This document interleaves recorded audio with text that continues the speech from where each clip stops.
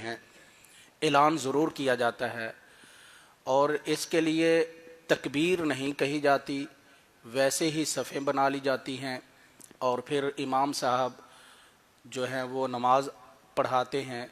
اس نماز میں تھوڑا سا فرق ہے عام نمازوں کے لحاظ سے۔ سجدے تو 4 ہی ہیں، 2 رکعتیں ہوتی ہیں، اور 2 رکعتوں میں سجدے تو 4 ہی ہوں گے، یعنی ہر رکعت میں 2 سجدے، لیکن رکوع جو ہیں ان کی تعداد مختلف ہے۔ ہم عام نماز میں ہر رکعت میں 1 رکوع کرتے ہیں، لیکن اس نماز میں 1 رکوع بھی کیا جا سکتا ہے، یعنی ہر رکعت میں 1 رکوع بھی کیا جا سکتا ہے، ہر رکعت میں 2 رکوع بھی کیے جا سکتے ہیں، ہر رکعت میں 3 رکوع بھی کیے جا سکتے ہیں، ہر رکعت میں 4 رکوع بھی کیے جا سکتے ہیں، 4 تک کی جو صحیح احادیث ملتی ہیں۔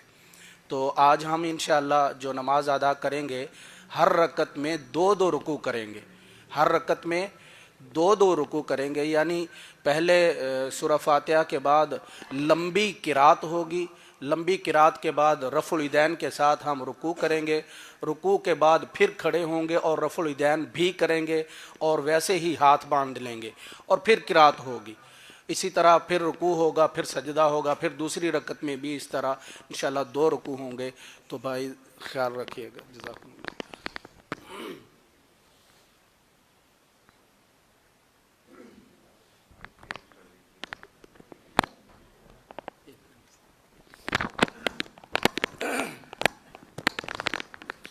یہ اس موقع پر شاید بھائی میسیجز کے ذریعے پتہ ہی ہوگا، یہ ہمارے لیے یہ بڑی سعادت کی بات ہے، ہمارے پاکستان کے بحمد اللہ تعالی جنہیں ہم سدیس ثانی کے لقب سے جانتے ہیں، الحمدللہ فضیلت الشیخ قاری عبد الودود عاصم حافظہ اللہ، وہ انشاءاللہ ہمیں امامت کروائیں گے، اور یہ بھی بڑی سعادت کی بات ہے۔ اللہ تعالیٰ جزائے خیر عطا فرمائے۔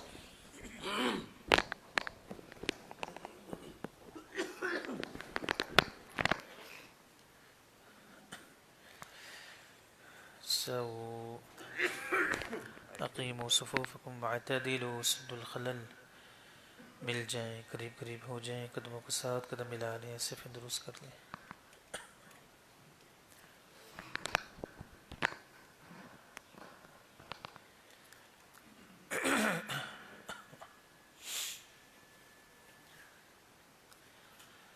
اللہ اکبر۔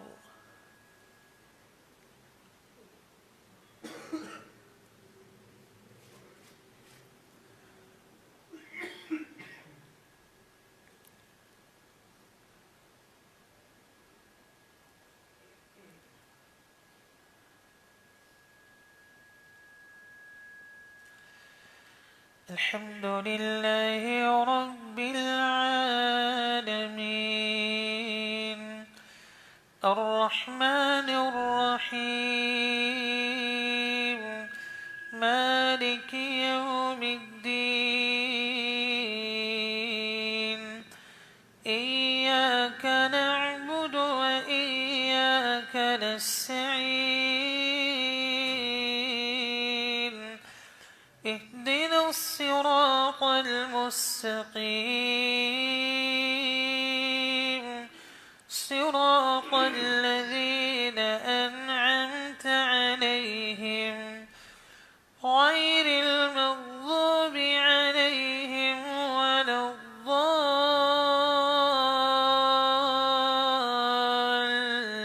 الضالين آمين۔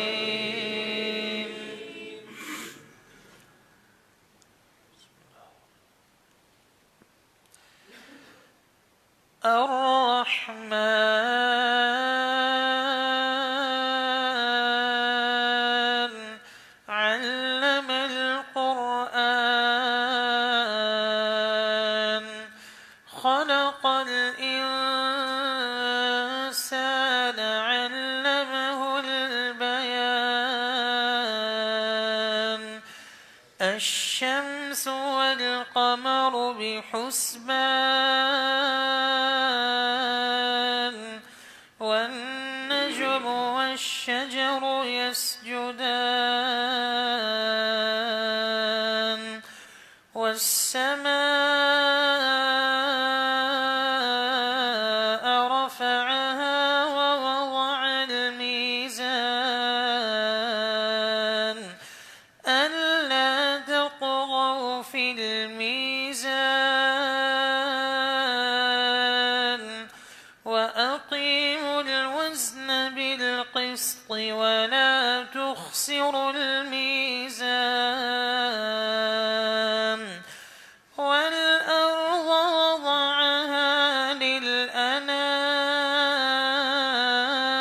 للأنام فيها فاكهة والنخل ذات الأكمام والحب ذو العصف والريحان فبأي آلاء ربكما تكذبان خلق الإنسان من صلصال كالفخار وخلق الجان من مارج من نار فبأي آلاء ربكما تكذبان رب المشرقين ورب المغربين فبأي آلاء ربكما تكذبان مرج البحرين يلتقيان بينهما برزخ لا يبغيان فبأي آلاء ربكما تكذبان يخرج منهما اللؤلؤ والمرجان فبأي آلاء ربكما تكذبان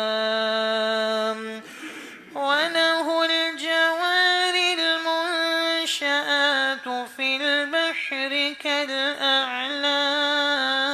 كالأعلام فبأي آلاء ربكما تكذبان كل من عليها فان ويبقى وجه ربك ذو الجلال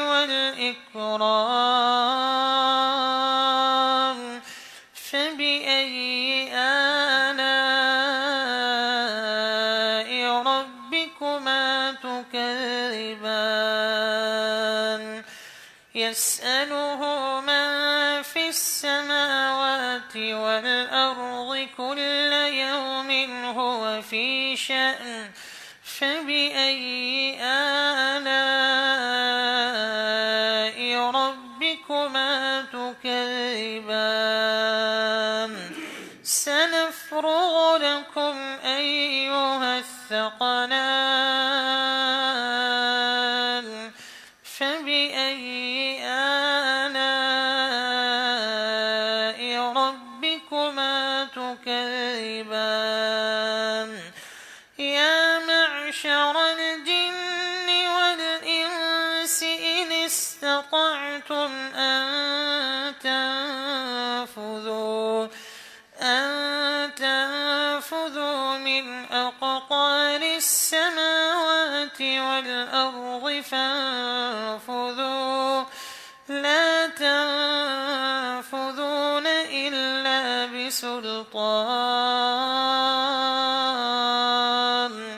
فبأي آلاء ربكما تكذبان تكذبان يرسل عليكما شواظ من نار ونحاس فلا تنتصران فبأي آلاء ربكما تكذبان فإذا انشقت السماء فكانت وردة كالدهان فبأي آلاء ربكما تكذبان فيومئذ لا يسأل عن ذنبه إنس ولا جان فبأي آلاء ربكما تكذبان يعرف المجرمون بسيماهم فيؤخذ بالنواصي والأقدام فبأي آلاء ربكما تكذبان هذه جهنم التي يكذب بها المجرمون يطوفون بينها وبين حميم آن فبأي آلاء ربكما تكذبان ولمن خاف مقام ربه جنتان فبأي آلاء ربكما تكذبان ذواتا أفنان فبأي آلاء ربكما تكذبان فيهما عينان تجريان فبأي آلاء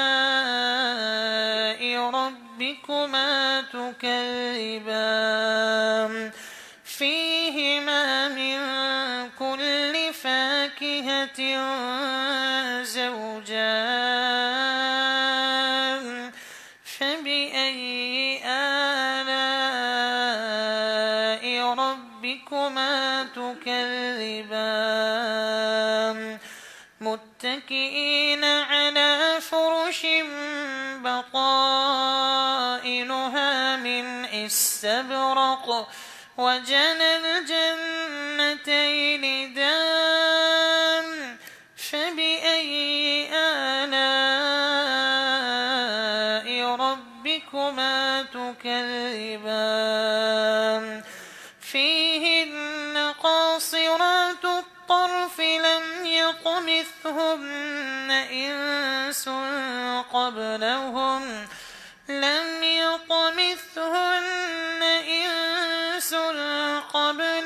ولا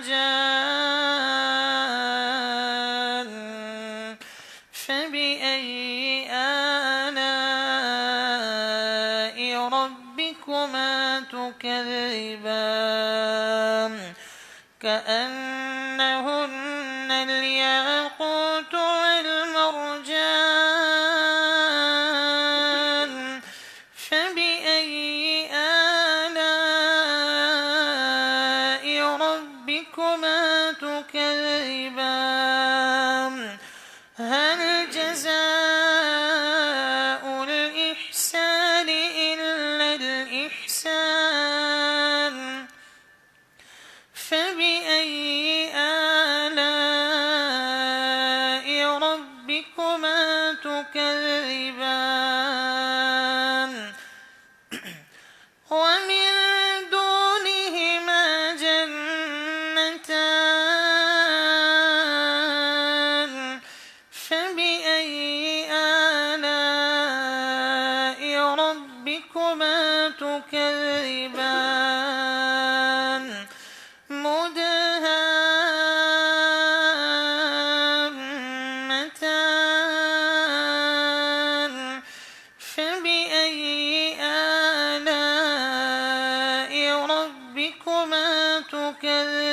تكذبان فيهما عينان نضاختان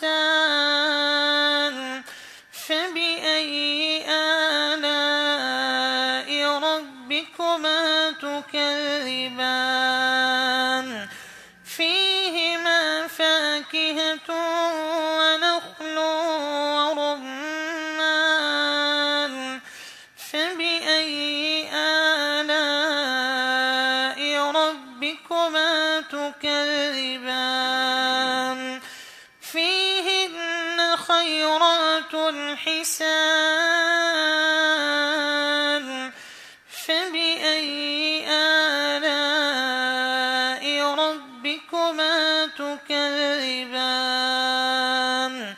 حور مقصورات في الخيام فبأي آلاء ربكما تكذبان لم يطمثهن إنس قبلهم ولا جان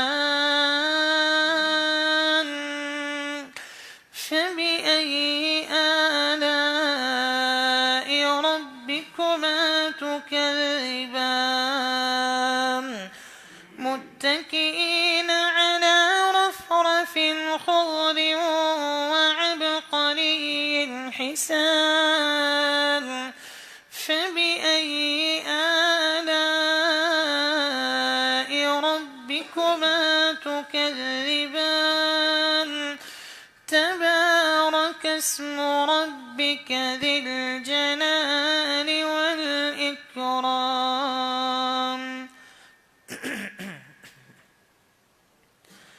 بسم الله الرحمن الرحيم يا أيها المزمل قم الليل إلا قليلا نصفه أو انقص منه قليلا أو زد عليه ورتل القرآن ترتيلا إنا سنلقي عليك قولا ثقيلا إن ناشئة الليل هي أشد وطئا وأقوم قيلا إن لك في النهار سبحا طويلا واذكر اسم ربك وتبتل إليه تبتيلا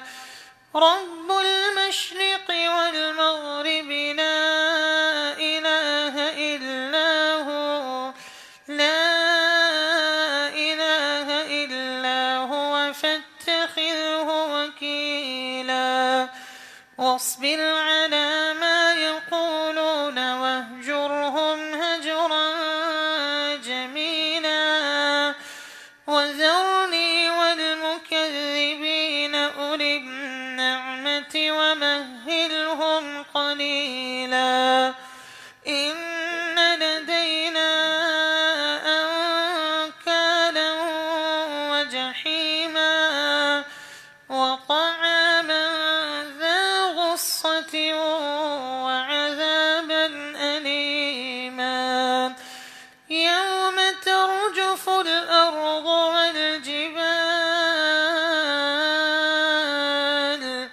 وكانت الجبال كثيبا مهيلا إنا أرسلنا إليكم رسولا شاهدا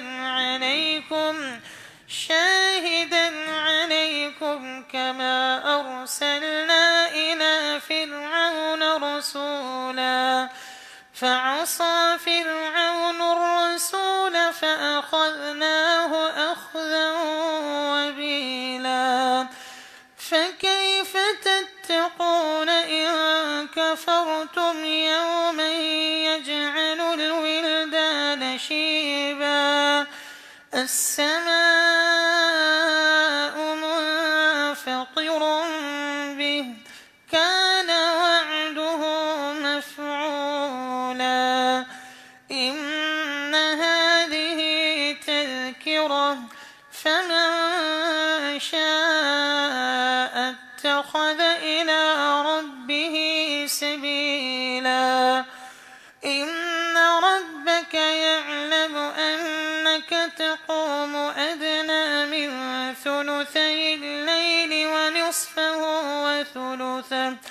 ونصفه وثلثه وطائفة من الذين معك والله يقدر الليل والنهار علم أن لن تحصوه فتاب عليكم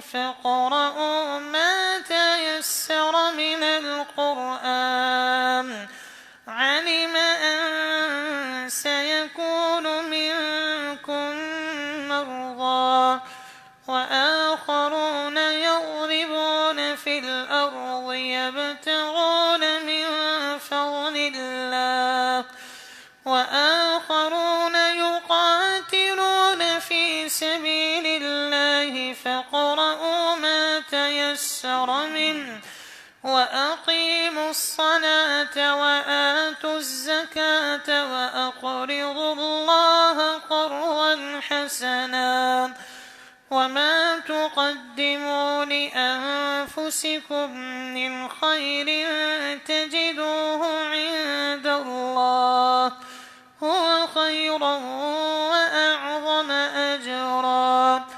واستغفروا الله إن الله غفور رحيم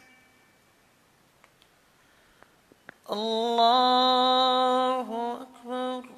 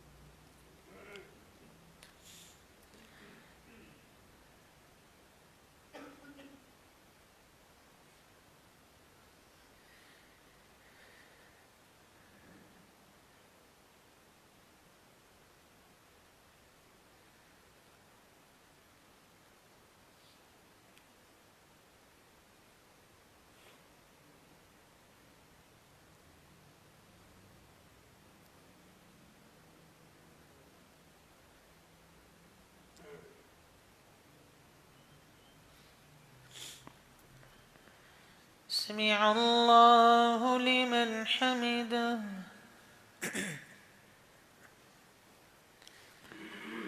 بسم الله الرحمن الرحيم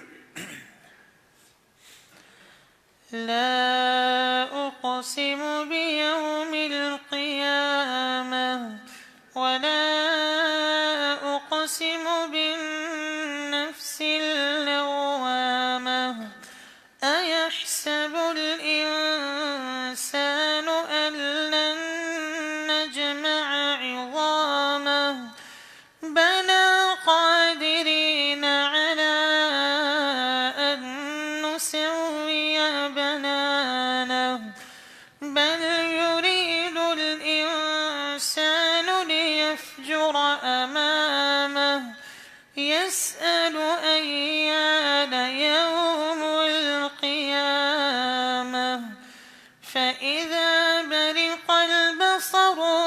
وخسف القمر وجمع الشمس والقمر يقول الإنسان يومئذ أين المفر كلا لا وزر إلى ربك يومئذ المستقر ينبأ الإنسان يومئذ بما قدم وأخر بل الإنسان على نفسه بصيرة ولو ألقى معاذيره لا تحرك به لسانك لتعجل به إن علينا جمعه وقرآنه فإذا قرأناه فاتبع قرآنه ثم إن علينا بيانه كلا بل تحبون العاجلة وتذرون الآخرة وجوه يومئذ ناظرة إلى ربها ناظرة ووجوه يومئذ باسرة تظن أن يفعل بها فاقرة كلا إذا بلغت التراقي وقيل من راق وظن أنه الفراق والتفت الساق بالساق إلى ربك يومئذ المساق فلا صدق ولا صلى ولكن كذب وتولى ثم ذهب إلى أهله يتمطى أولى لك فأولى ثم أولى لك فأولى أيحسب الإنسان أن يترك سدى ألم يك نطفة من مني يمنى ثم كان علقة فخلق فسوى فجعل منه الزوجين الذكر والأنثى أليس ذلك بقادر على أن يحيي الموتى الله أكبر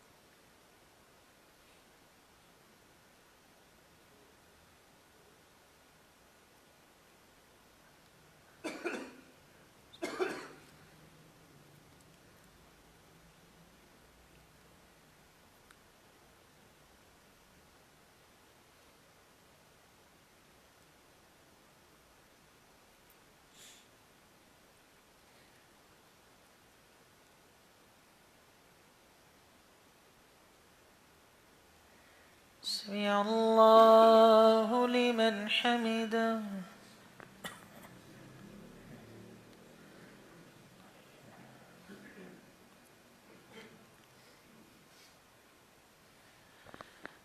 الله أكبر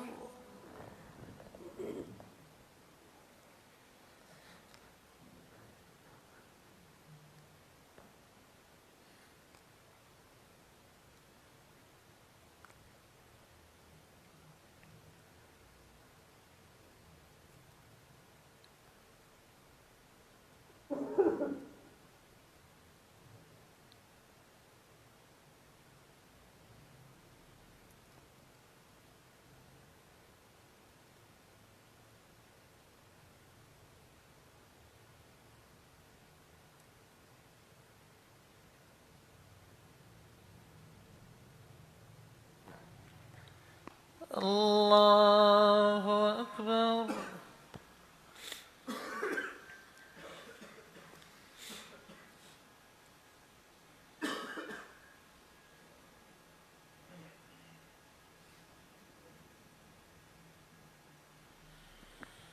الله أكبر.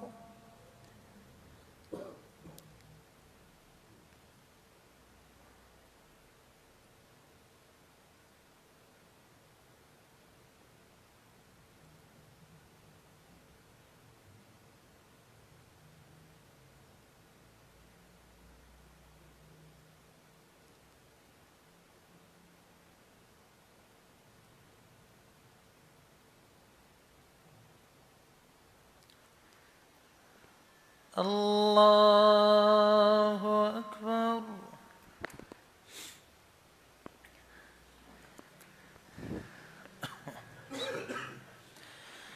الحمد لله رب العالمين الرحمن الرحيم مالك يوم الدين إياك نعبد وإياك نستعين اهدنا الصراط المستقيم صراط الذين أنعمت عليهم غير المغضوب عليهم ولا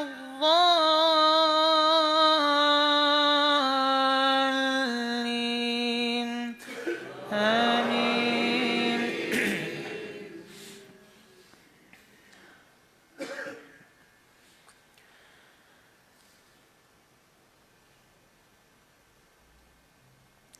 هل أتى على الإنسان حين من الدهر لم يكن شيئا مذكورا إنا خلقنا الإنسان من نطفة أمشاج نبتليه فجعلناه سميعا بصيرا إنا هديناه السبيل إما شاكرا وإما كفورا إنا أعتدنا للكافرين سلاسل وأغلالا وسعيرا إن الأبرار يشربون من كأس كان مزاجها كافورا عينا يشرب بها عباد الله يفجرونها تفجيرا يوفون بالنذر ويخافون يوما كان شره مستطيرا ويطعمون الطعام على حبه مسكينا ويتيما وأسيرا إنما نطعمكم لوجه الله لا نريد منكم جزاء ولا شكورا إنا نخاف من ربنا يوما عبوسا قمطريرا فوقاهم الله شر ذلك اليوم ولقاهم نضرة وسرورا وجزاهم بما صبروا جنة وحريرا متكئين فيها على الأرائك لا يرون فيها شمسا ولا زمهريرا ودانية عليهم ظلالها وذللت قطوفها تذليلا ويطاف عليهم بآنية من فضة وأكواب كانت قوارير من قدروها تقديرا ويسقون فيها كأسا كان مزاجها زنجبيلا عينا فيها تسمى سلسبيلا ويطوف عليهم ولدان مخلدون إذا رأيتهم حسبتهم لؤلؤا منثورا وإذا رأيت ثم رأيت نعيما وملكا كبيرا عاليهم ثياب سندس خضر وإستبرق وحلوا أساور من فضة وسقاهم ربهم شرابا طهورا إن هذا كان لكم جزاء وكان سعيكم مشكورا إنا نحن نزلنا عليك القرآن تنزيلا فاصبر لحكم ربك ولا تطع منهم آثما أو كفورا واذكر اسم ربك بكرة وأصيلا ومن الليل فاسجد له وسبحه ليلا طويلا إن هؤلاء يحبون العاجلة ويذرون براءهم يوما ثقيلا نحن خلقناهم وشددنا أسرهم وإذا شئنا بدلنا أمثالهم تبديلا إن هذه تذكرة فمن شاء اتخذ إلى ربه سبيلا وما تشاءون إلا أن يشاء الله إن الله كان عليما حكيما يدخل من يشاء في رحمته والظالمين أعد لهم عذابا أليما بسم الله الرحمن الرحيم عما يتساءلون عن النبأ العظيم الذي هم فيه مختلفون كلا سيعلمون ثم كلا سيعلمون ألم نجعل الأرض مهادا والجبال أوتادا وخلقناكم أزواجا وجعلنا نومكم سباتا وجعلنا الليل لباسا وجعلنا النهار معاشا وبنينا فوقكم سبعا شدادا وجعلنا سراجا وهاجا وأنزلنا من المعصرات ماء ثجاجا لنخرج به حبا ونباتا وجنات ألفافا إن يوم الفصل كان ميقاتا يوم ينفخ في الصور فتأتون أفواجا وفتحت السماء فكانت أبوابا وسيرت الجبال فكانت سرابا إن جهنم كانت مرصادا للطاغين مآبا لابثين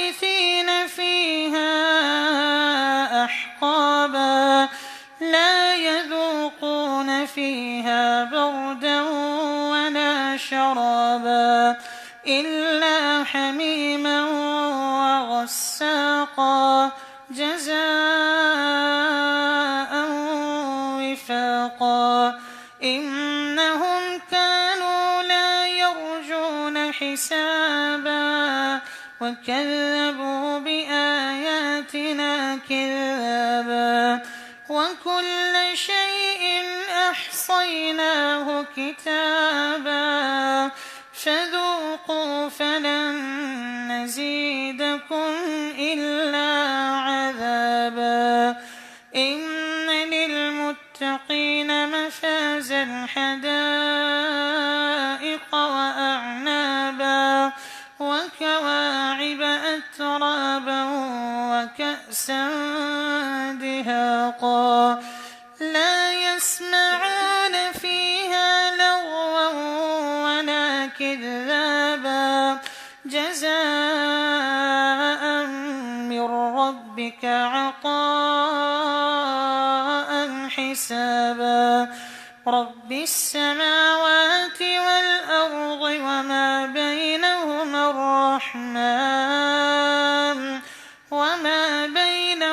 الرحمن لا يملكون منه خطابا يوم يقوم الروح والملائكة صفا لا يتكلمون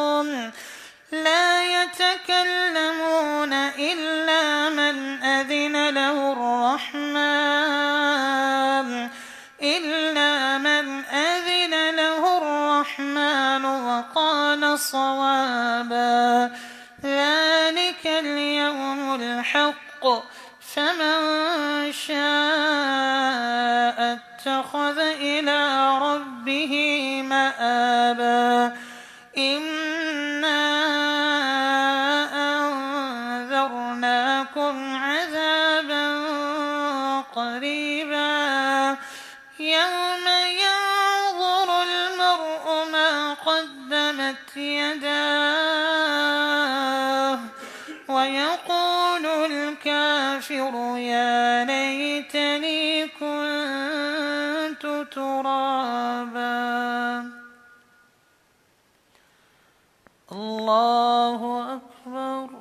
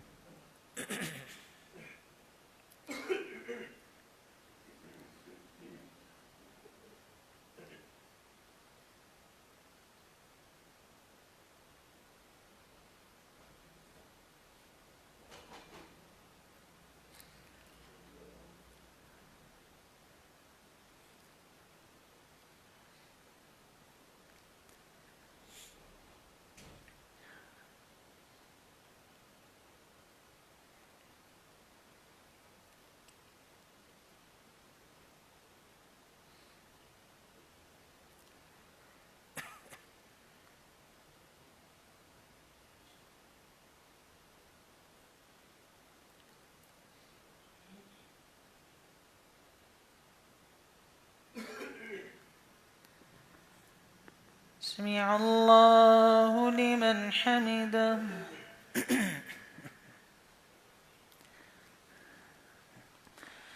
بسم الله الرحمن الرحيم والفجر وليال عشر والشفع والوتر والليل إذا يسر هل في ذلك قسم لذي حجر ألم تر كيف فعل ربك بعاد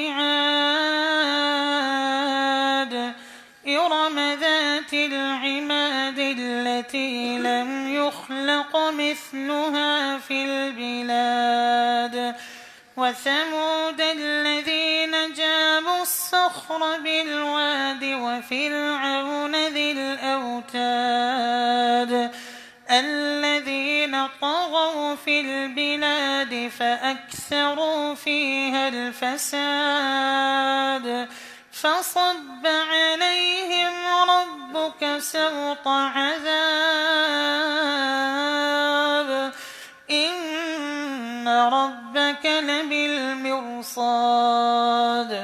فأما الإنسان إذا ما ابتلاه ربه فأكرمه ونعمه فيقول ربي أكرمن وأما إذا ما ابتلاه فقدر عليه رزقه فيقول ربي أهانن كلا بل لا تكرمون اليتيم ولا تحاضون على طعام المسكين وتأكلون التراث أكلا لما وتحبون المال حبا جما كلا إذا دكت الأرض دكا دكا وجاء ربك والملك صفا صفا وجيء يومئذ بجهنم يومئذ يتذكر الإنسان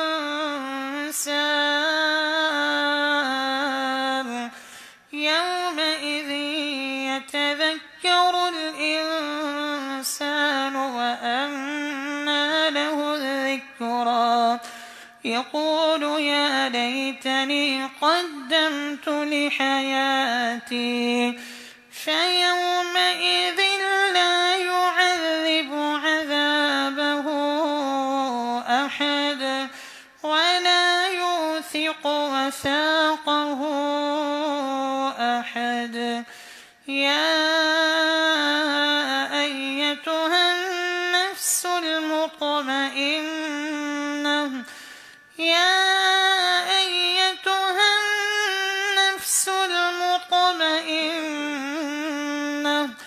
ارجعي إلى ربك راضية مرضية فادخلي في عبادي وادخلي جنتي. الله أكبر.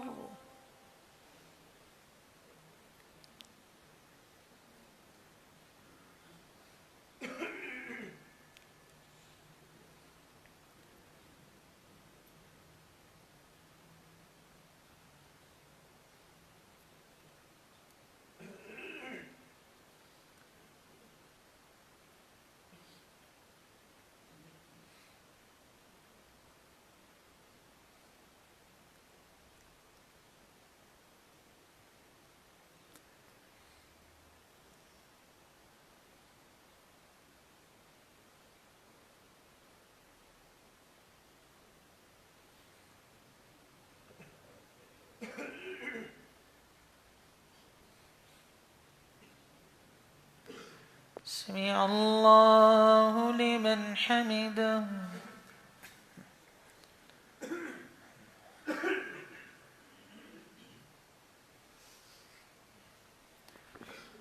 الله أكبر.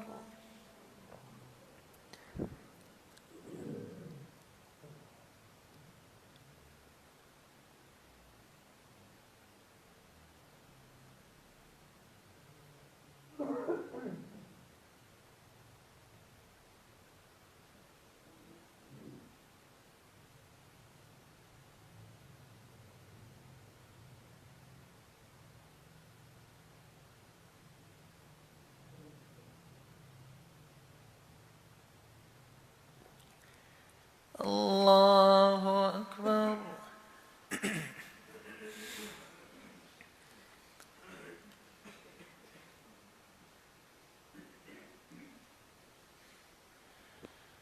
الله أكبر.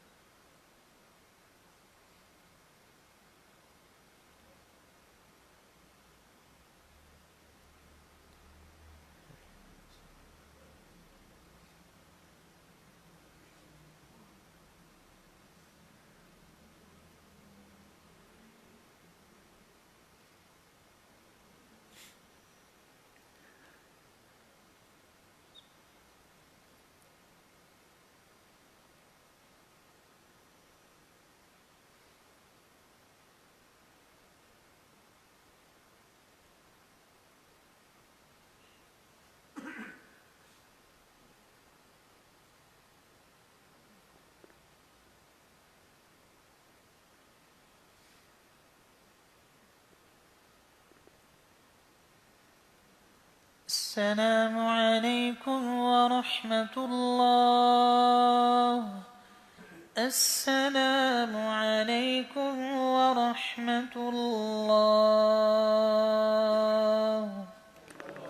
الله أكبر. استغفر الله. استغفر الله. استغفر الله. الله السلام. تبارك الله.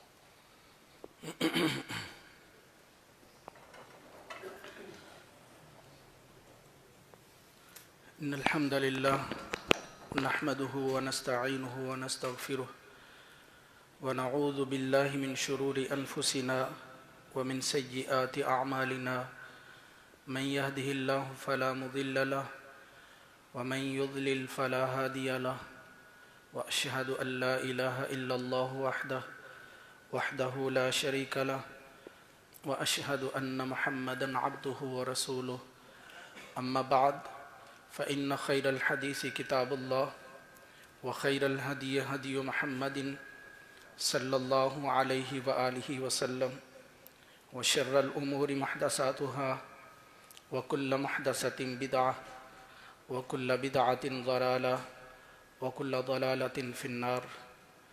أما بعد فإن خير الحديث كتاب الله وخير الهدي هدي محمد صلی اللہ علیہ وآلہ وسلم وشر الامور محدثاتها وکل محدثۃ بدعہ وکل بدعۃ ضلالہ وکل ضلالۃ فی النار. اللہم صلی علی محمد وعلی آل محمد کما صلیت علی ابراہیم وعلی آل ابراہیم انک حمید مجید. اللہم بارک علی محمد وعلی آل محمد کما بارکت علی ابراہیم وعلی آل ابراہیم انک حمید مجید. حضرات گرامی،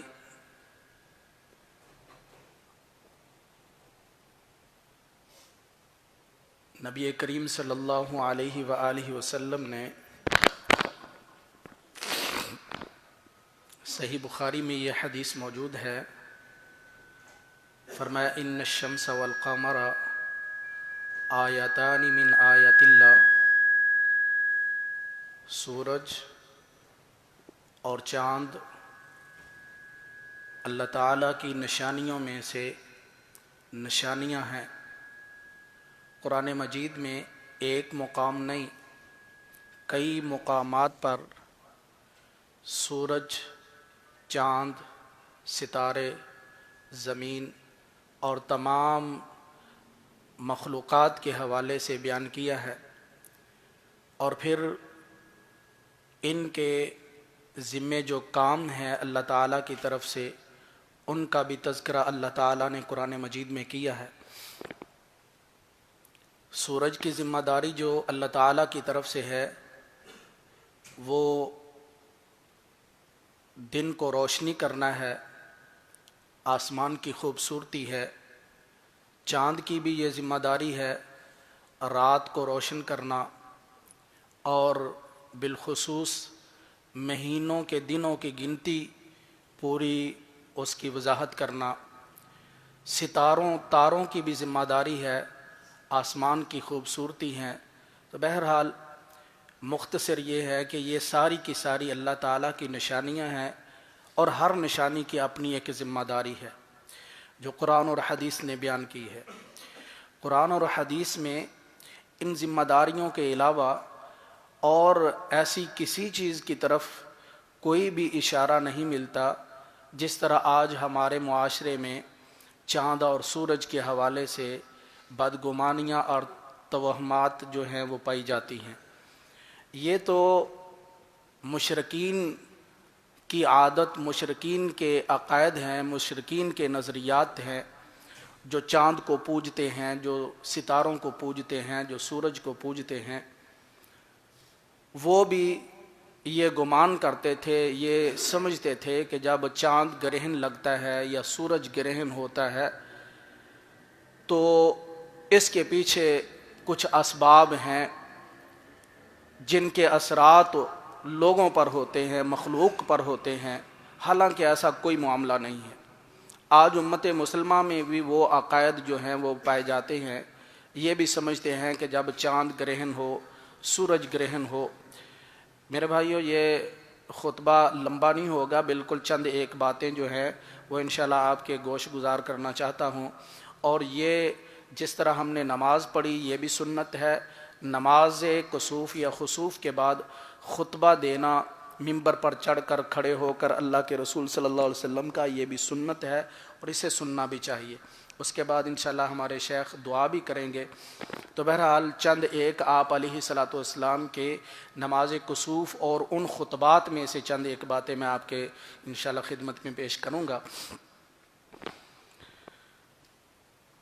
آج بھی ہمارے کچھ ایسے نظریات بن چکے ہیں لوگوں کے، امت مسلمہ میں بالخصوص، حالانکہ یہ اگر پوری دنیا کو سرچ کیا جائے تو پوری دنیا کی امت مسلمہ میں یہ نظریات نہیں نظر آتے، یہ صرف اور صرف پاک و ہند بر صغیر میں جو ہیں یہ زیادہ کثرت سے پائے جاتے ہیں کہ جب سورج گرہن ہو جائے تو ہم اپنی عورتوں کو باہر نہ نکالیں، حالانکہ حدیث موجود ہے کہ جب نماز کسوف خسوف کا اہتمام کیا جائے مسجد میں تو عورتیں بھی جا کر پڑھیں۔ سیدہ اسماء بنت ابی بکر رضی اللہ تعالیٰ عنہ سے ثابت ہے کہ اللہ کے رسول صلی اللہ علیہ وسلم کے عہد مبارک میں ایک دفعہ سورج گرہن ہوا تو آپ علیہ الصلوۃ والسلام گھبرا گئے، اور اسی گھبراہٹ کے عالم میں آپ علیہ الصلوۃ والسلام کو یہ بھی خیال نہ رہا کہ میں نے اپنا کپڑا لینا ہے، اپنی بیویوں میں سے کسی کا کپڑا لیا اور گھسیٹتے ہوئے مسجد میں چلے گئے، اس گھبراہٹ میں، اس ڈر سے، اللہ کے خوف سے ڈرتے ہوئے۔ تو سیدہ اسماء رضی اللہ تعالیٰ عنہ پیچھے پھر آپ علیہ الصلوۃ والسلام کا کپڑا لے کے جاتی ہیں اور ساتھ ہی پھر نماز بھی ادا کرتی ہیں۔ تو عورتیں بھی جو ہیں وہ مسجد میں آ سکتی ہیں، اپنے گھروں سے باہر نکل سکتی ہیں۔ اور بالخصوص آج نظریات پائے جاتے ہیں کہ حاملہ جو عورتیں ہیں وہ کوئی کام نہیں کر سکتی، یعنی وہ چھری وغیرہ والا کام نہیں کر سکتی، کینچی والا کام نہیں کر سکتی، سوئی والا کام نہیں کر سکتی۔ تو یہ ساری تہمات ہیں، ایسا کوئی دین اسلام نے جو ہے وہ اس کی طرف اشارہ نہیں کیا۔ اسی طرف سورج کی طرف یا چاند کی طرف دیکھنا نہیں چاہیے، آنکھیں جو ہیں وہ خراب ہو جاتی ہیں، ذہن خراب ہو جاتا ہے۔ بہرحال اس طرح کی کوئی بھی چیز شریعت سے ثابت نہیں ہے۔ تو میں آپ کے سامنے انشاءاللہ چند ایک منٹوں میں رسول اکرم صلی اللہ علیہ وسلم کا نماز کسوف کے بعد خطبات جو تھے آپ علیہ الصلوۃ والسلام کے، ان میں سے ایک دو باتیں آپ کے گوش گزار کرتا ہوں۔ اس خطبہ میں اللہ کے رسول صلی اللہ علیہ وسلم صدقات و خیرات کی ترغیب دیا کرتے اور استغفار کی ترغیب دیا کرتے، قبر کے عذاب سے پناہ مانگنے کی ترغیب دیا کرتے تھے، اللہ کے تقوی اور ڈر کی ترغیب دیا کرتے تھے۔ سیدنا عمر بن عاص رضی اللہ عبداللہ بن عمر بن عاص رضی اللہ تعالیٰ عنہ کی حدیث ہے، مسند احمد میں جلد نمبر 2 صفحہ نمبر 168 اور 188 پر امام ابن حبان رحمہ اللہ نے اسے اپنی صحیح میں 2838 نمبر پر صحیح کہا ہے۔ وہ فرماتے ہیں کہ اللہ کے رسول صلی اللہ علیہ وسلم کے عہد مبارک میں سورج گرہن ہوا، آپ علیہ الصلوۃ والسلام مسجد میں تشریف لے آئے، لوگ بھی جمع ہو گئے، آپ صلی اللہ علیہ وسلم نے اسی طریقے سے جس طرح ہم نے نماز پڑھی ہے نماز پڑھائی۔ نماز پڑھانے کے بعد اللہ کے رسول صلی اللہ علیہ وسلم نے خطبہ ارشاد فرمایا، اور اس خطبے میں فرمایا کہ میں نے نماز کے دوران، نماز کی ہی حالت میں جنت کو دیکھا، اور جنت میں نے انگوروں کے خوشے دیکھے، اور میں ان کو پکڑنا چاہتا تھا، اگر میں ان کو پکڑ لیتا تو رہتی دنیا تک لوگ ان انگوروں کے خوشوں کو کھاتے رہتے، وہ ختم نہ ہوتے۔ پھر اللہ کے رسول صلی اللہ علیہ وسلم نے فرمایا میں نے دوران نماز جہنم کو بھی دیکھا، اور میں نے جہنم میں ایسا منظر دیکھا جو آج تک میں نے نہیں دیکھا تھا۔ پھر اللہ کے رسول صلی اللہ علیہ وسلم نے فرمایا لوگوں جب تم ایسا ماحول دیکھو، یعنی ایسا موقع بن جائے، سورج گرہن آ جائے یا چاند گرہن ہو جائے، تو فوراً نماز کی طرف لپکو، صدقات و خیرات کرو، استغفار کرو، اللہ کی تکبیرات اور تحمیدات جو ہیں وہ بیان کرو۔ پھر اللہ کے رسول صلی اللہ علیہ وسلم نے قسم اٹھائی اور فرمایا اے امت محمد مجھے اللہ کی قسم ہے، اے امت محمد مجھے اللہ کی قسم ہے، اللہ سے بڑھ کر اس معاملے میں کوئی غیرت والا نہیں ہے، اللہ سے بڑھ کر اس معاملے میں کوئی غیرت والا نہیں ہے۔ کس معاملے میں؟ کہ کوئی بندہ یا کوئی عورت زنا کرے۔ اے امت محمد اللہ کی قسم جو میں جانتا ہوں اگر تم لوگ بھی جان لو تو ہنسو کم اور رو زیادہ۔ یہ اللہ کے رسول صلی اللہ علیہ وسلم نے نماز کسوف کے خطبے میں ارشاد فرمایا۔ اسی طرح کا ایک اور خطبہ اللہ کے رسول صلی اللہ علیہ وسلم نے ایک اور حدیث میں ملتا ہے کہ اللہ کے رسول صلی اللہ علیہ وسلم نے جنت کو دیکھنے کا تذکرہ فرمایا، جہنم کو دیکھنے کا تذکرہ فرمایا، اور فرمایا کہ میں نے جہنم میں ایک ایسے شخص کو دیکھا جس نے رسول اکرم صلی اللہ علیہ وسلم کی اونٹنیوں کو چرایا تھا، چور، اس نے اونٹنیوں کو چرایا تھا، میں نے اسے جہنم میں دیکھا۔ پھر اللہ کے رسول صلی اللہ علیہ وسلم نے فرمایا میں نے ایک حمیر قبیلے کی عورت جو کالے رنگ کی تھی، لمبا قد تھا، اس کو بھی دیکھا، جس نے ایک بلی پال رکھی تھی اور اس بلی پر ظلم کرتی تھی، اسے کھلا بھی نہیں چھوڑتی تھی تاکہ وہ اپنا دانا پانی، اپنا کھانا پینا جو ہے آزادانہ طریقے سے کھا لے، اسے باندھ کے رکھا ہوا تھا اور ظلم کر رہی تھی، اس عورت کو بھی میں نے دیکھا۔ پھر اللہ کے رسول صلی اللہ علیہ وسلم نے فرمایا میں نے جہنم میں اس آدمی کو بھی دیکھا جو قبیلہ دعدہ سے تعلق رکھتا ہے، اور وہ کیسا تھا کہ اس نے اپنی لاٹھی کے ساتھ، اپنی کھونٹی کے ساتھ کیل لگایا ہوا تھا اور وہ حاجیوں کے سامان کو اس لاٹھی کے ساتھ چوری کر رہا تھا۔ جب اس سے پوچھا جاتا کہ تم نے یہ چیزیں چرائی ہیں تو وہ کہتا میں نے نہیں چرائی، یہ تو میری چھڑی کے ساتھ لگ کے آ گئی ہیں۔ تو اس حدیث سے پتہ چلا اللہ کے رسول صلی اللہ علیہ وسلم نے جہنم میں یہ 3 قسم کے لوگوں کو دیکھا ہے۔ ان میں سے ایک اونٹنیاں چرانے والا جو نبی کی چیزوں کو بھی نہیں چھوڑتا، چور، اور دوسرا جو جانوروں پر ظلم کرتا ہے۔ یہاں سے اندازہ لگائیں جو جانور پر ظلم کرتا ہے وہ جہنم میں جائے گا، تو جو انسانوں پر ظلم کرتا ہے وہ کس طرح جہنم میں نہیں جائے گا۔ پھر اللہ کے رسول صلی اللہ علیہ وسلم نے ایسے چور کا بھی تذکرہ کیا جو بہانہ عذر تراش رہا ہے کہ میں چوری نہیں کرتا، بس ویسے ہی آ جاتا ہے، میرے ساتھ ہی سامان آ جاتا ہے، حالانکہ یہ اس کا تراشا ہوا بہانہ تھا۔ اسی طرح اللہ کے رسول صلی اللہ علیہ وسلم کی ایک اور حدیث ہے صحیح بخاری میں 1044 نمبر پر یہ بھی موجود ہے۔ سیدہ عائشہ رضی اللہ تعالی عنہا بیان فرماتی ہیں رسول اکرم صلی اللہ علیہ وآلہ وسلم نے جس طرح پچھلی حدیث میں ذکر کیا زنا کرنے والے لوگوں کے حوالے سے، اللہ کے رسول صلی اللہ علیہ وسلم نے فرمایا اللہ سے بڑھ کر کوئی غیرت والا نہیں ہے۔ آج دیکھ لیں ہماری بیٹی، ہماری بہن، ہماری بیوی، ہماری ماں کے متعلق ہم سن لیں تو ہمیں یہ برداشت نہیں ہوتا، ہماری غیرت ہمیں اجازت نہیں دیتی، یا تو ہم خود مر مٹ جائیں گے، جس طرح کہتے ہیں نا ناک ڈبو کر مرنے والی بات ہے، یا ہم اس عورت کو مار دیں گے، یہ غیرت ہے نا۔ تو اللہ سے بڑھ کر کوئی غیرت والا نہیں ہے کہ اللہ کے بندوں میں سے کوئی مرد زنا کرے یا کوئی عورت زنا کرے۔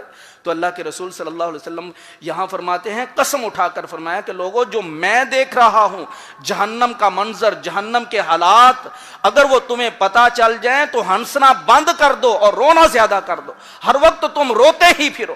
اسی طرح اللہ کے رسول صلی اللہ علیہ وسلم کی ایک اور حدیث ہے، اللہ کے رسول صلی اللہ علیہ وسلم نے نماز کسوف پڑھائی اور خطبے میں ارشاد فرمایا، یہی جنت اور جہنم کے حالات بیان کرنے کے بعد آپ علیہ الصلوۃ والسلام نے اپنی بات میں بیان فرمائی، شاہد انہ عبد اللہ ورسولہ، لوگوں میں اللہ کا بندہ ہوں اور اس اللہ کا رسول ہوں، اس کی گواہی کے ساتھ میں آپ سے یہ بات پوچھتا ہوں، میں آپ سے یہ پوچھتا ہوں بتاؤ میں نے اللہ کے پیغامات کو مکمل طریقے سے تمہارے تک پہنچا دیا ہے یا نہیں پہنچایا؟ اگر پہنچا دیا ہے تب بھی گواہی دے دو، اگر میں نے اللہ کے پیغام کو پہنچانے میں کوئی کمی کوتاہی کی ہے تب بھی میرے ساتھ جو ہے مجھے بتا دو۔ تو اس حدیث سے بھی پتہ چلتا ہے اللہ کے رسول صلی اللہ علیہ وسلم نے دین اسلام مکمل طور پر ہم تک پہنچا دیا ہے، اس میں کوئی شک نہیں ہے۔ ایک ایک لفظ، ایک ایک حرف، ایک ایک زبر زیر تک جو اللہ کی طرف سے نازل ہوا تھا اللہ کے رسول صلی اللہ علیہ وسلم نے کما حق ہو اس کو پہنچا دیا ہے، اس میں کوئی گنجائش نہیں ہے۔ اب جو بندہ اس دین اسلام میں گنجائشیں نکالنے کی کوشش کرتا ہے، کئی باتوں کو دین بنانے کی کوشش کرتا ہے، تو گویا وہ یہ سمجھ رہا ہے کہ اللہ کے رسول صلی اللہ علیہ وسلم نے ہم تک مکمل دین پہنچایا نہیں ہے، الزام لگا رہا ہے اللہ کے رسول صلی اللہ علیہ وسلم پر۔ آخری بات ہے، اللہ کے رسول صلی اللہ علیہ وسلم کی سیدہ عائشہ رضی اللہ تعالیٰ عنہ یہ بھی بیان فرماتی ہیں، سنن نسائی میں 1500 نمبر پر یہ حدیث صحیح سند سے موجود ہے، فرماتی ہیں کہ اللہ کے رسول صلی اللہ علیہ وسلم نے نماز کسوف ادا فرمائی، اس کے بعد خطبہ دیا، تو خطبے میں آپ علیہ الصلوۃ والسلام نے فرمایا قبروں میں لوگ بالکل اسی طرح آزمائے جائیں گے جس طرح فتنہ دجال سے آزمائے جائیں گے۔ فتنہ دجال دنیا جہان کا سب سے بڑا اور سب سے خطرناک فتنہ ہے، سب سے بڑا فتنہ ہے۔ اس فتنے کی طرف اللہ کے رسول صلی اللہ علیہ وسلم نے اشارہ فرمایا کہ قبروں میں لوگ اس فتنے کی طرح آزمائے جائیں گے۔ پتہ چلا قبروں کے حالات بڑے سنگین ہوں گے، بڑے پرخطر حالات ہیں قبر کے، تو ان حالات کے لیے ہمیں تیاری کرنی چاہیے۔ پھر سیدہ عائشہ رضی اللہ تعالیٰ عنہ فرماتی ہیں، یہ بات بیان کرنے کے بعد مسلسل پھر اللہ کے رسول صلی اللہ علیہ وسلم قبر کے عذاب سے پناہ مانگتے رہے، اور ہم نے اپنی آنکھوں سے دیکھا اور اپنے کانوں سے سنا کہ اللہ کے رسول صلی اللہ علیہ وسلم مسلسل قبر کے عذاب سے پناہ مانگ رہے ہیں۔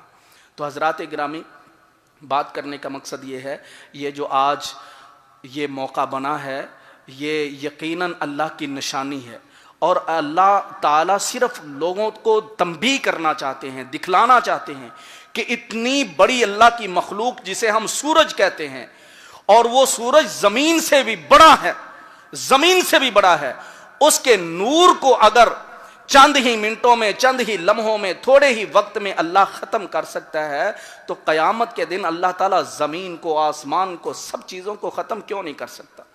اللہ تمہارے گناہوں کی وجہ سے تمہیں اپنی لپیٹ میں کیوں نہیں لے سکتا؟ تو یہ اللہ تعالیٰ تنبیہ کرنا چاہتے ہیں، جھنجھوڑنا چاہتے ہیں کہ لوگوں ابھی بھی راہ راست پہ آ جاؤ، گمراہی کے راستے کو چھوڑ دو اور اللہ سے ڈر جاؤ۔ اللہ کسی بھی وقت، کبھی بھی، کسی بھی طرح سے تمہیں کسی عذاب میں مبتلا کر سکتا ہے، لہذا اللہ تعالیٰ سے ڈر جاؤ۔ تو اللہ تعالیٰ ہمیں آج کا دن بالخصوص یہ صدقہ خیرات کرنے کا دن ہے، اللہ کے راستے میں بھرپور طریقے سے جتنا اللہ نے دیا ہے اس سے بلا دریغ اللہ کے راستے میں خرچ کریں، تاکہ اللہ تعالیٰ ہمیں اپنی اوپر جو ہماری قسمت میں، ہماری تقدیر میں جو مصائب لکھے جا چکے ہیں، پریشانیاں لکھی جا چکی ہیں، اللہ ان سے نجات دے دے۔ اسی طرح استغفار میں پورے کا پورا دن گزاریں، اللہ سے معافی مانگتے رہیں، اور علیحدہ کہ یہ ضروری نہیں ہے کہ آج ہم نے اجتماعی دعا کر لی اور اس کے بعد بس ٹھیک ہے، نہیں، علیحدہ بیٹھ کر، اکیلے بیٹھ کر گڑ گڑا کر اللہ سے دعائیں کریں، اور ان دعاؤں میں سب کچھ مانگے، اپنے گناہوں کی مغفرت بھی مانگے، جہنم سے پناہ بھی مانگے، قبر کے عذاب سے پناہ بھی مانگے، اور دنیا کے بہتر حالات کے لیے بھی دعا کریں، ہر طرح کی دعا کریں، اور اللہ تعالیٰ کی بڑائی کرتے رہیں، اللہ تعالیٰ کے لیے تکبیرات، اللہ تعالیٰ کی تحمیدات ادا کرتے رہیں۔ اللہ تعالیٰ ہمیں عمل کرنے کی توفیق عطا فرمائے۔ جزاکم اللہ خیر۔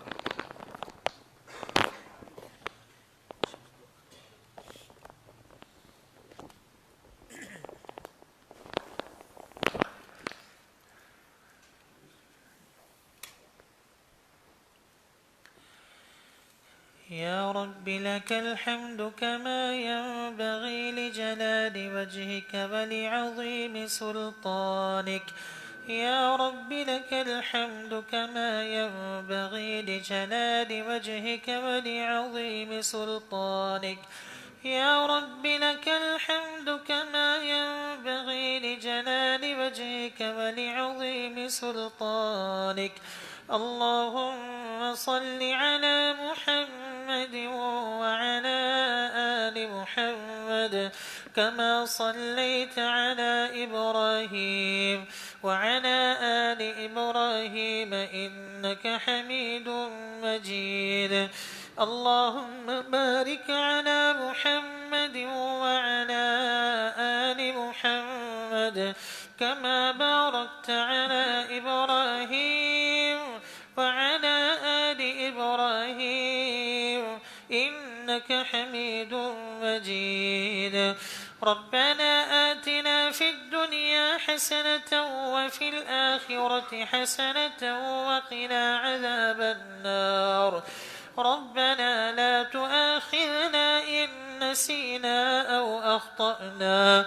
ربنا ولا تحمل علينا إصرا كما حملته على الذين من قبلنا. ربنا ولا تحملنا ما لا طاقة لنا به واعف عنا واغفر لنا وارحمنا. أنت مولانا فانصرنا على القوم الكافرين. ربنا إننا سمعنا مناديا ينادي للإيمان أن آمنوا بربكم فآمنا. ربنا فاغفر لنا ذنوبنا وكفر عنا سيئاتنا وتوفنا مع الأبرار. ربنا وآتنا ما وعدتنا على رسلك ولا تخزنا يوم القيامة إنك لا تخلف الميعاد. ربنا اغفر لنا ولإخواننا الذين سبقونا بالإيمان ولا تجعل في قلوبنا غلا للذين آمنوا ربنا إنك رؤوف رحيم. اللهم إنا نسألك رضاك والجنة. اللهم إنا نسألك رضاك والجنة ونعوذ بك من سخطك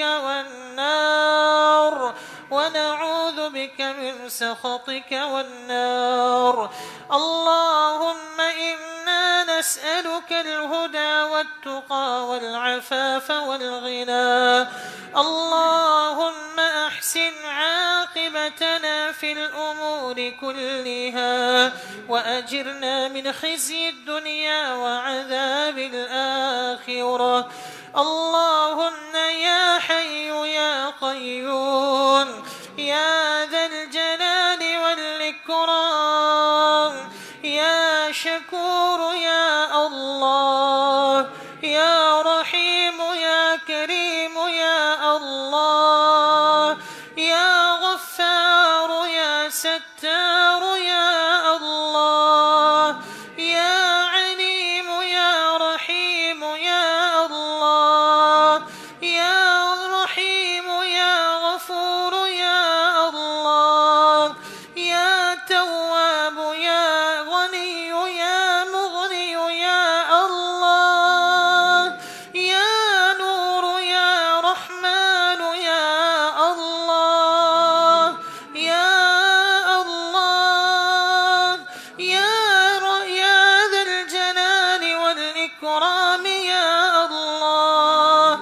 إنك عفو كريم إنك عفو كريم تحب العفو فاعف عنا تحب العفو فاعف عنا.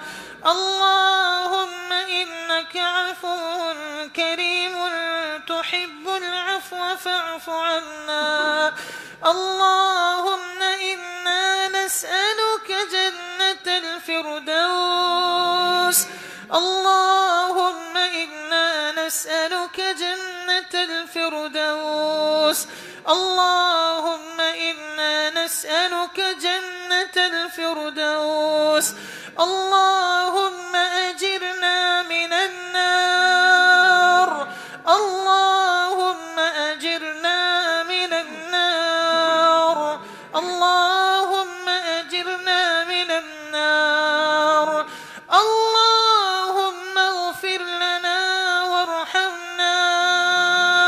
اللهم اغفر لنا اغفر لنا وارحمنا ولا تنظر إلى سوء أعمالنا. اللهم اغفر لنا وارحمنا وأعتق رقابنا من النار.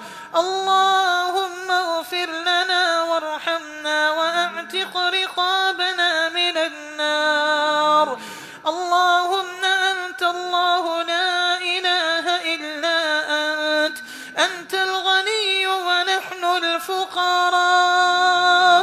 اللهم أنت الغني ونحن الفقراء.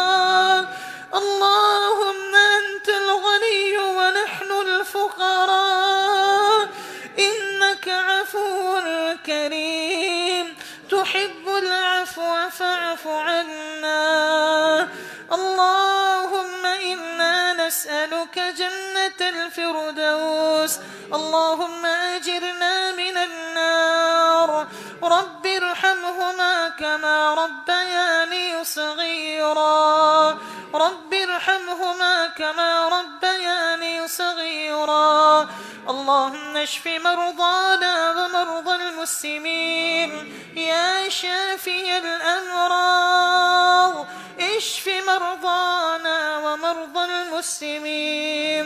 اللهم اشف لآبائنا وأمهاتنا وأزواجنا وذرياتنا وإخواننا وأخواتنا وجميع المسلمين والمسلمات والمؤمنين والمؤمنات برحمتك وبفضلك يا أرحم الراحمين. اللهم اكفنا بحلالك عن حرامك وأغننا بفضلك عما سواك. اللهم يا قاضي الحاجات اقض حاجاتنا وحاجات المسلمين يا رب العالمين يا أرحم الراحمين يا أكرم الأكرمين يا حي يا قيوم يا ذا الجلال والإكرام. اللهم يا ناصر المسلمين. اللهم يا ناصر المؤمنين يا ناصر المستضعفين يا ناصر المستضعفين انصر إخواننا المسلمين في كل مكان. اللهم انصر الإسلام والمسلمين في كل مكان. اللهم انصرهم واحفظهم وثبت قدامهم. اللهم أعز الإسلام والمسلمين وأذل الشرك والمشركين ودمر أعداء الدين واجعل بلاد الحرمين آمنا مطمئنا وسائر بلاد المسلمين يا رب العالمين. ربنا تقبل منا إنك أنت السميع العليم وتب علينا إنك أنت التواب الرحيم. وصلى الله على النبي الكريم. سبحان ربك رب العزة عما يصفون وسلام على المرسلين والحمد لله رب العالمين.